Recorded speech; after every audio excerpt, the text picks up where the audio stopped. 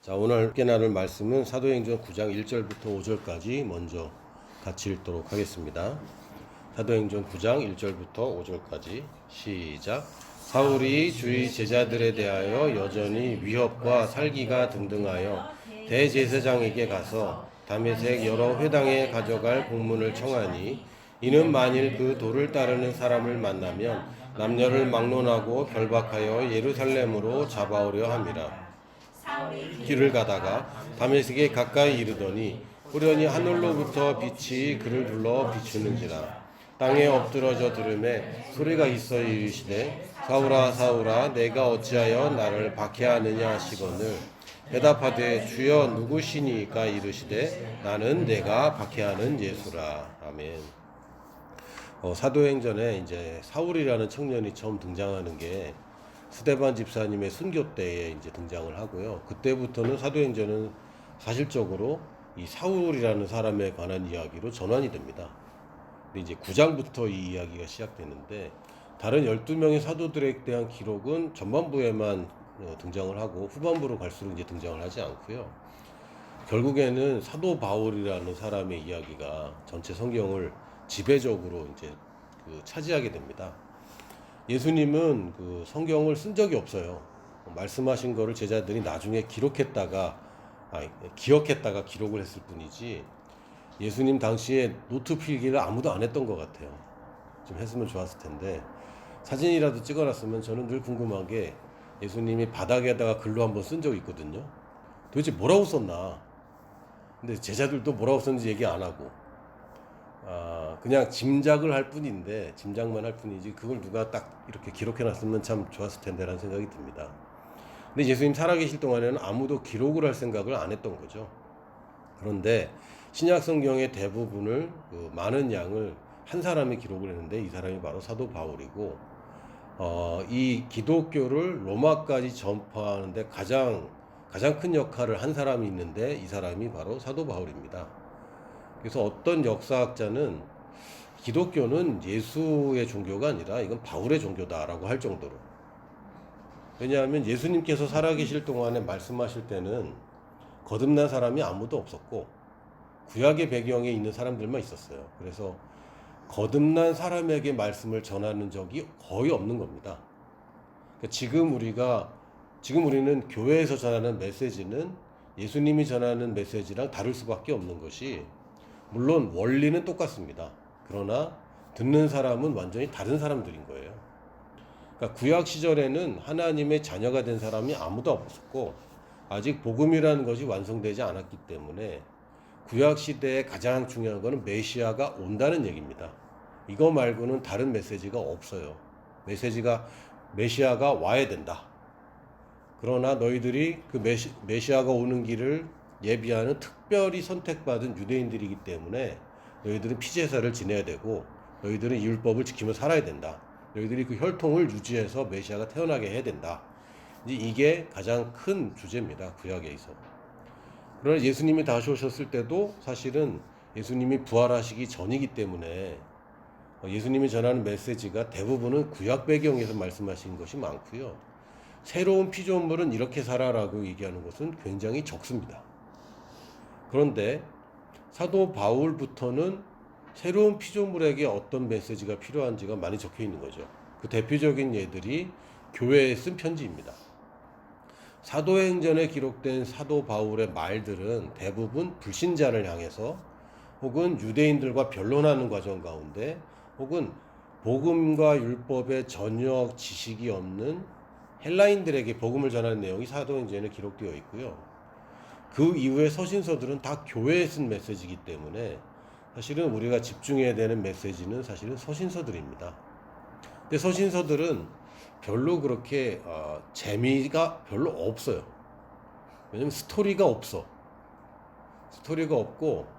편지의 특성상, 여러분 편지 써보셨어요? 편지 제일 길게 쓴 게 몇 페이지입니까?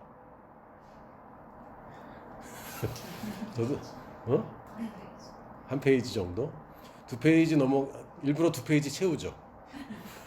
한 장 넘겨서 두 번째, 한 장 쓰면 좀 미안하니까 두 페이지 채우는데, 편지를 손으로 계속 써대는 거는 이거 쉬운 일이 아닙니다. 앉아서 집필을 하는 게 아니고 그냥 편지거든요. 그리고 편지의 특성상 당시에는 너무 길어지면 안 돼요. 왜냐면 이 양피지나 뭐 파피루스 안 썼을 거고 양피지가 엄청 비싸요. 그래서 군데군데 구석구석까지 다 채워서 써야 되고 굉장히 장황하게 쓰기가 어려운 겁니다. 아주 함축적으로 써야 돼요.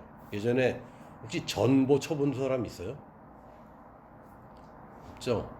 여기서 이제 40대 중반 이후가 갈리는 건데 예전에 축전이라고 해서 뭐 우체국통에서 전보도 많이 쓰던 시절이 있었어요. 이제는 뭐 전보라는 게 아예 사라졌는데 전보는 글자 수로 돈을 받아요. 그런 겁니다. 근데 이 전보도 그런데 그 전에는 사실은 그걸로 다 비용이 들기 때문에 시간도 많이 걸리고 편지의 특성상 굉장히 함축적으로 쓰여 있어서 한 구절 한 구절이 좀 어렵습니다.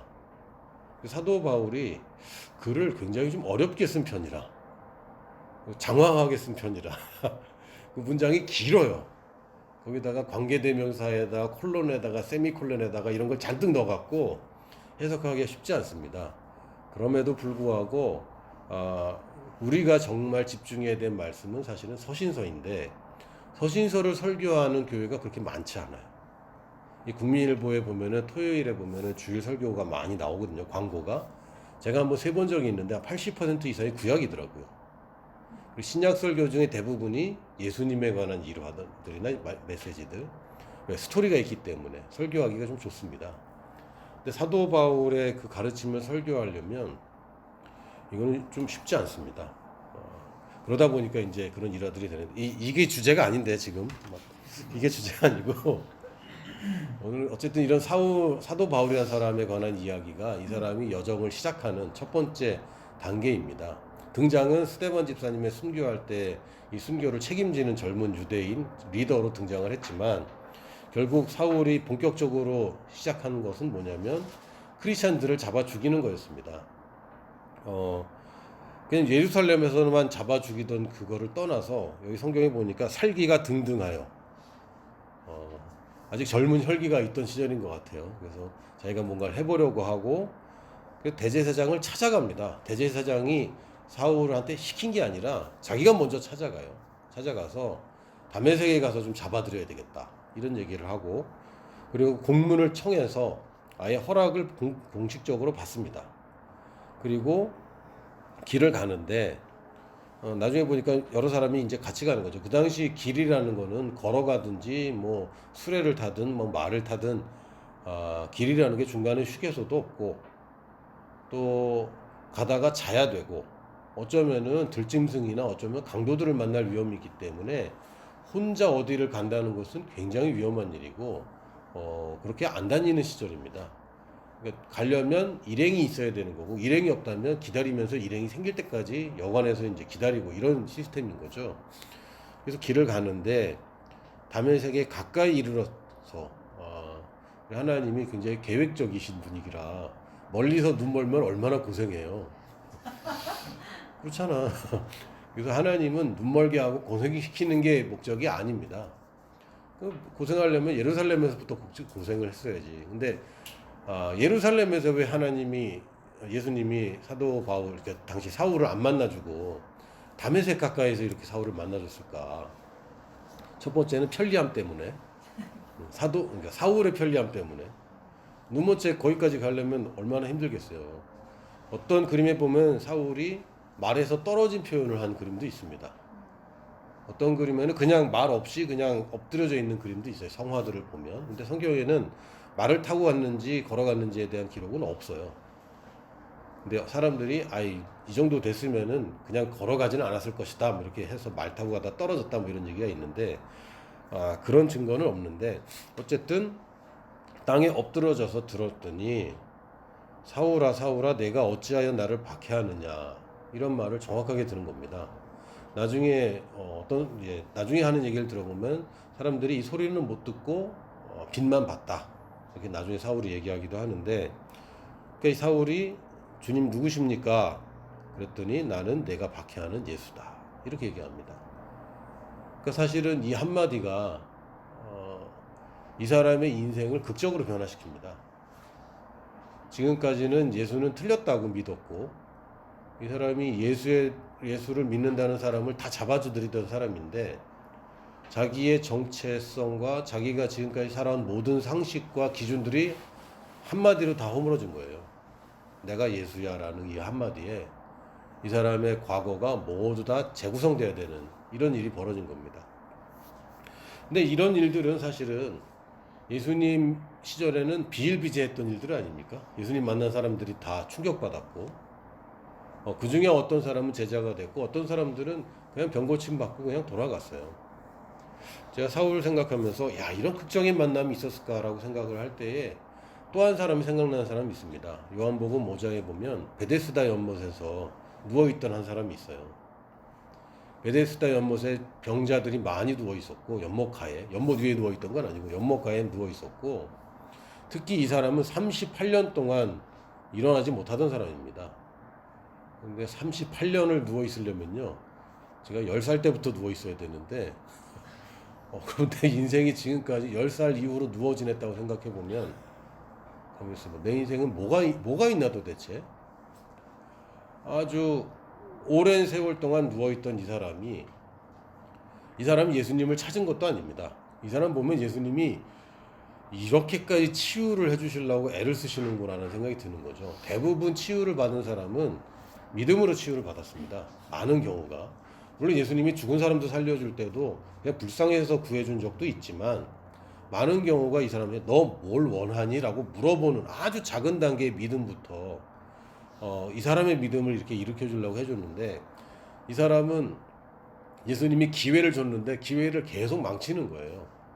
원하는 게 뭐야? 그랬더니 자기는 뭐 연못에 있는데 뭐 매일 이렇게 나와 있지만 이 물이 동할 때 넣어준 사람 한 사람도 없고 제발 물이 동할 때 자기를 넣어줬으면 좋겠다고 지금 딴소리 하는 거죠.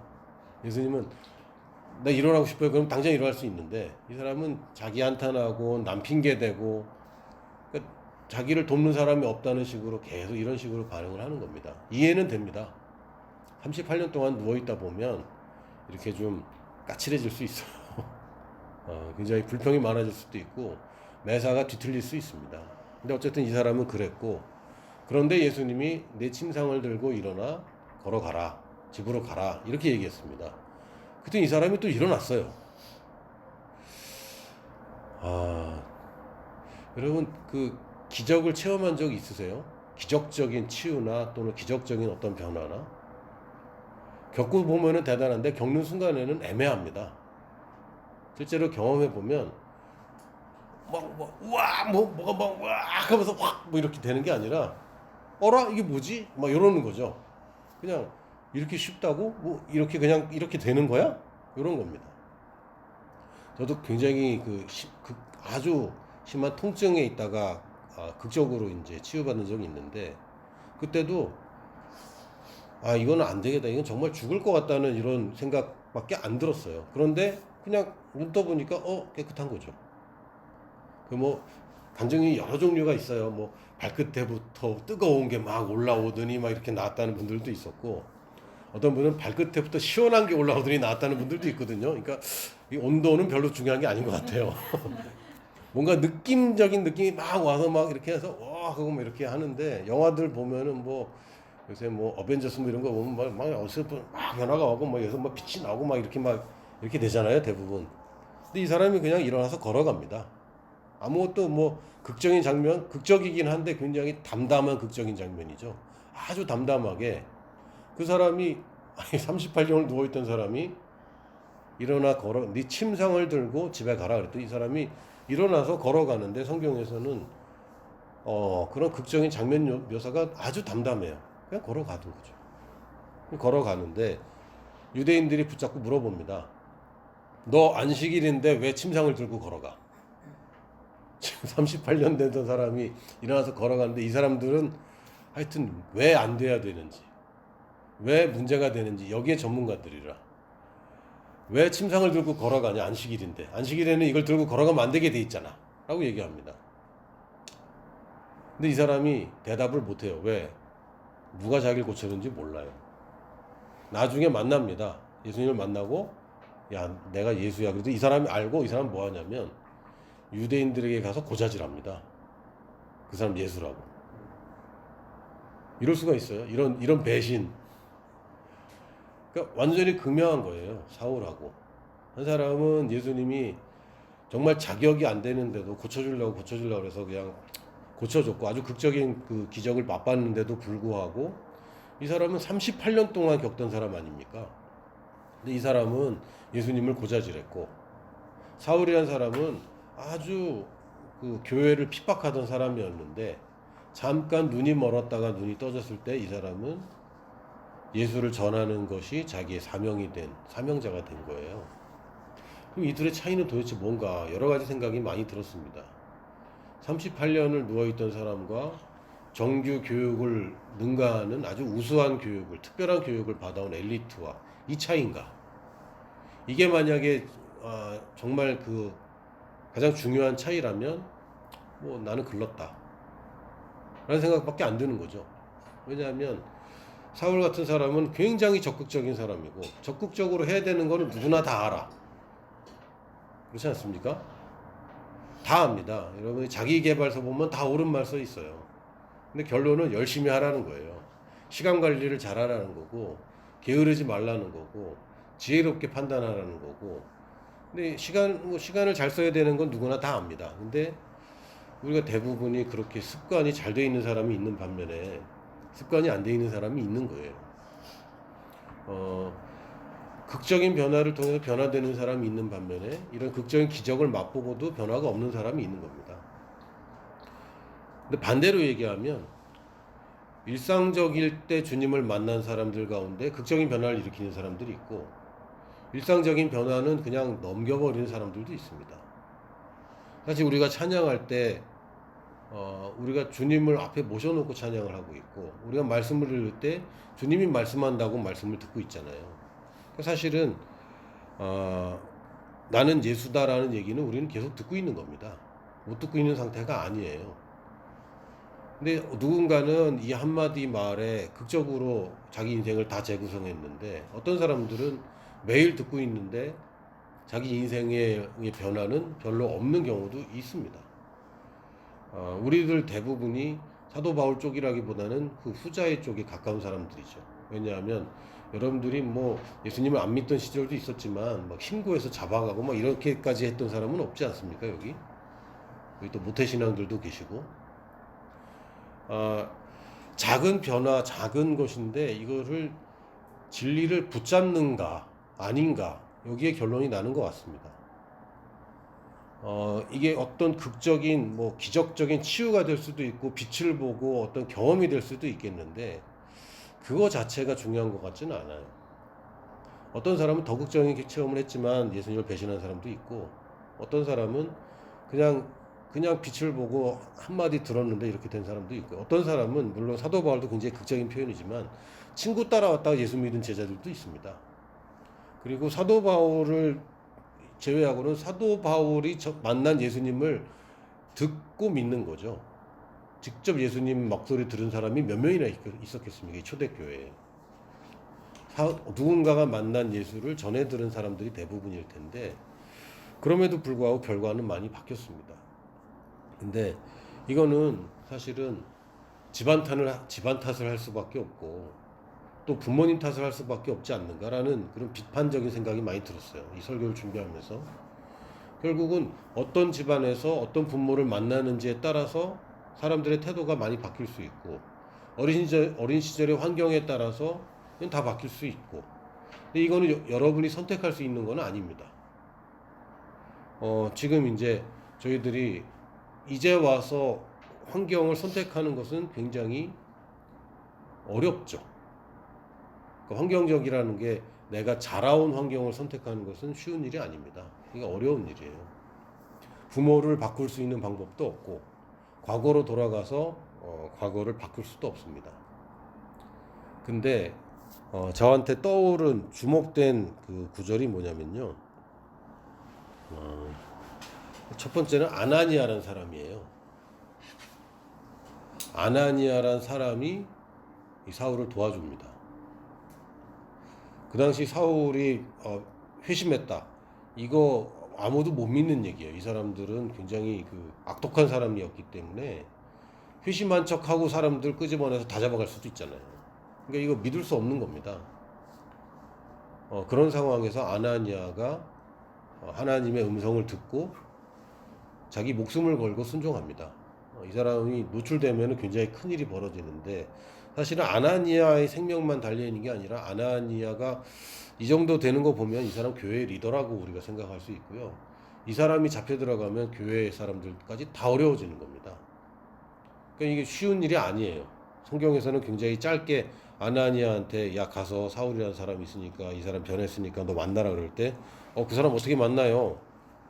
라고 할 정도가 아니 그런데 하나님 그래도 가 그랬더니 네 알았어요 라고 가는 게 아닌 거예요.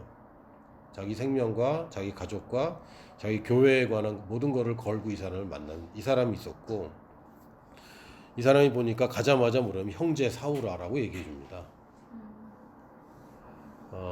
예수님이 주신 계명은 딱 하나입니다. 서로 사랑하라. 근데 처음 만나자마자 이 사람이 형제 사울아라고 바로 받아줍니다. 자기 형제로 받아들여주고, 그리고 주 곧 내가 오는 길에서 나타나셨던 예수께서, 이러면은 사울이 마음을 열 수밖에 없죠. 이거는 자기만 아는 건데 처음 보는 사람이 와서 이걸 알고 있으니 분명 하나님이 보낸 사람이 맞잖아요. 나를 보내어 너로 다시 보게 하고 성령으로 충만하게 하신다. 그랬더니 즉시 사울의 눈에서 비늘 같은 것이 벗어져 다시 보게 되고 일어나서 세례를 받고 음식을 먹음에 강건해지니라. 그리고 이 대목이 저는 굉장히 중요하게 보여졌습니다. 사울이 다메섹에 있는 제자들과 함께 며칠 있었다. 교회에 들어간 겁니다. 혼자 있는 게 아니라 교회에 들어간 겁니다.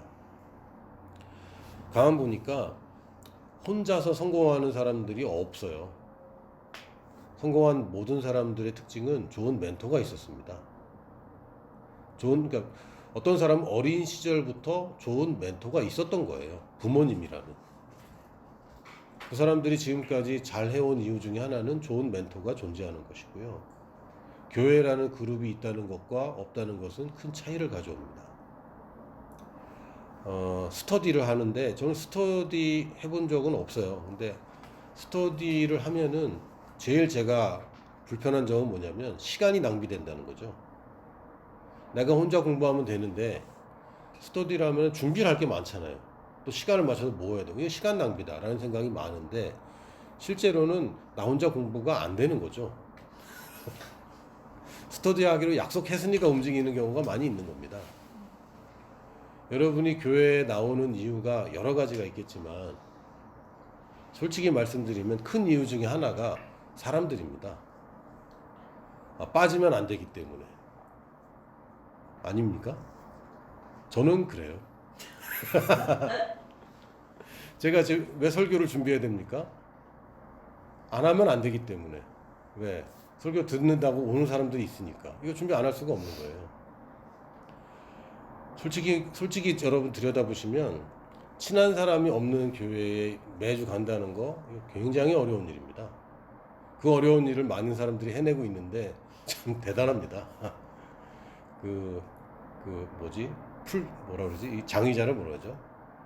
벤치워머? 뭐라 그러는데 교회에도 벤치워머가 많아요. 그 장의자 따뜻하게 데피고 돌아오시는 분들이 많아요. 앉았다가 예배 보고 온 사람들 많이 있습니다.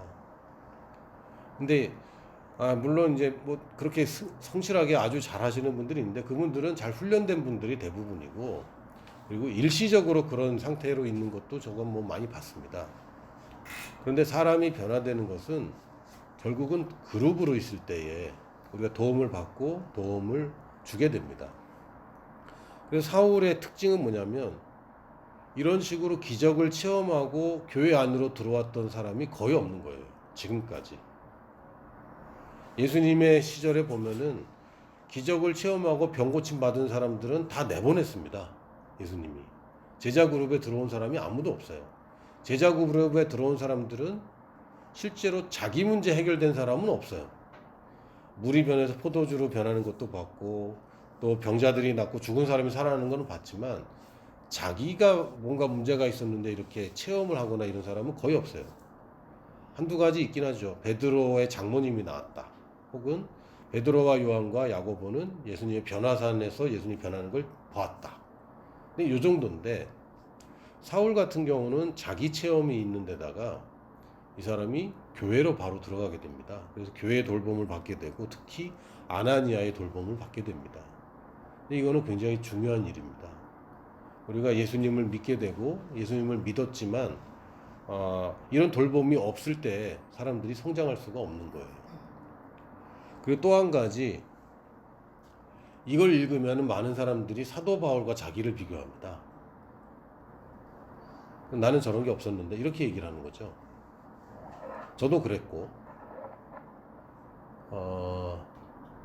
근데 지금 와서 사도 바울 같은 경험을 하는 건 이제 다 불가능해진 거예요. 이미 예수님 믿었잖아. 믿어서 영접할 때 예수님 처음 만날 때 그 극적인 것을 지금 만들어낼 수는 없어요. 이미 늦었어요. 이번 생엔 이미 늦었고 그렇기 때문에 사실은 사도 바울의 체험에 우리가 집중을 하면 여러분은 자괴감에 빠집니다. 그러나 우리가 지금 집중해야 되는 사람은 아나니아예요. 여러분이 만나야 될 사도 바울을 바라봐야 됩니다. 이 극적인 변화를 만나게 될 사람, 누굴 통해서? 나를 통해서. 나는 이미 예수님 믿었고 이게 극적이든 극적이지 않든 어찌됐든 간에 내게는 이미 변화가 있는 것이고 나에게는 나는 네가 박해하는 예수다, 이 음성이 이제 필요한 것이 아니라 너는 직가라고 하는 곳에 가서 다소에서 온 사울이라는 사람을 만나라, 이 음성을 들어야 되는 거죠. 우리가 필요한 음성은 이제 우리가 누구를 만나서 이런 사울과 같은 사람을 변화시킬까에 대한 것이지, 사도 바울이 변화된 것은 이제 우리 역할은 아닙니다. 아까 처음에 말씀드렸지만 사울이 변화된 메시지는 불신자에게 가능한 메시지입니다. 그들에게 있는 주는 메시지입니다. 교회 안에 주는 메시지는 달라야 됩니다. 교회 안에 주는 메시지는 아나니아에게 하신 말씀입니다. 하나님께서 우리에게 오늘도 안 된다고 하는 사람들을 만나라고 하십니다. 만나는데 안 되는 거는 여러분 책임 아니에요. 안 만나는 게 우리 책임인 것이지. 사람들이 반대했죠. 그리고 본인 자체도 반대했습니다. 이 사람이 변화될 건 아니에요. 좀 되긴 했는데 조계종 승려에서 예수님 믿고 목사님 되신 분 있더라고요. 유튜브에도 많이 강연해서 이 무슨 교수님이 있던데 그런 분들도 계시더라고요. 난 궁금해. 누가 도대체 복음을 전했는가? 와, 대단하다. 어떻게 승려한테 복음 전할 생각을 했지? 물론 이분이 막 연구하다가 막 서로 깨닫고 막 그러긴 했는데 처음에 그래도 이 사람한테 도와준 사람 있을 거 아니에요. 대단하다. 승복을 입은 사람한테 복음을 전한다고?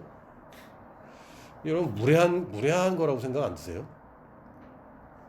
근데 지금 이 사람은 승려 정도가 아니라 거의 승려인데 기독교를 탄압하는 승려인 거죠. 유대교랑 기독교는 완전 다른 종교입니다. 근데 유대교의 완전 괴수라 이 사람. 이 사람한테 찾아가서 이걸 얘기할 정도에 되는 사람이 아나니아라는 사람이 있었어요. 그래서 저는 왜 다메섹일까? 하필이면 꽤 멀잖아요. 그 지도사님은 다마스쿠스랑 예루살렘 꽤 멀거든요. 거기에 크리스찬이 있으면 얼마나 있겠냐고, 솔직히. 그런데도 다메섹에 간 이유는 아나니아가 있기 때문에 그것도 다 하나님의 섭리 가운데 있지 않았겠는가라고 상상해 봅니다. 이거는 말씀은 아니고 이거는 제가 이거 믿어야 됩니다라고 주장할 수는 없고 저는 그렇게 생각도 들어요. 아나니아란 이 사람 도대체 어디서 나온 사람인지 아무 배경도 없이 그냥 아나니아라는 사람이 한 사람이 있는데 그런 걸 보면은 두각을 나타내던 제자도 아니었을 거예요.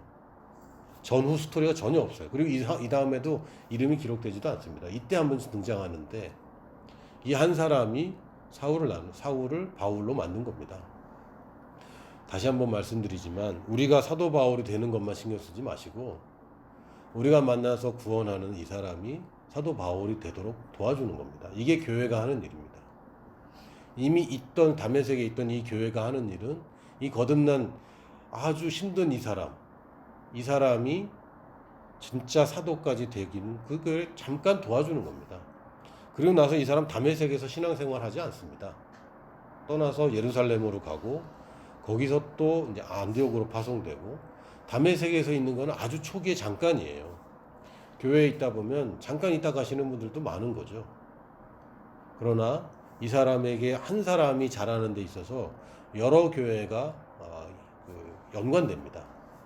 여러분 인생에 모르겠습니다. 오직 한 교회만 있는 분들도 있을지 모르겠지만 여러 교회가 연관될 수 있고 여러 목사님이 두어질 수 있고 여러 멘토들을 거쳐갈 수 있습니다. 그 중에 하나를 우리가 하는 겁니다. 그래서 우리 교회에 오신 분이 어떤 단계에서 오시고 어떤 상황에서 오셨을지라도 이분들의 결국은 처음은 사도 바울과 같은 시작은 안 했지만 끝은 사도 바울과 같은 끝을 맺도록 우리가 돕는 것이 우리 교회의 일입니다. 이것을 바로 성도를 온전케 하며 봉사의 일을 하게 하며 그리스도의 몸을 온전히 이루는 일을 하게 하는 것, 이게 바로 교회의 일입니다.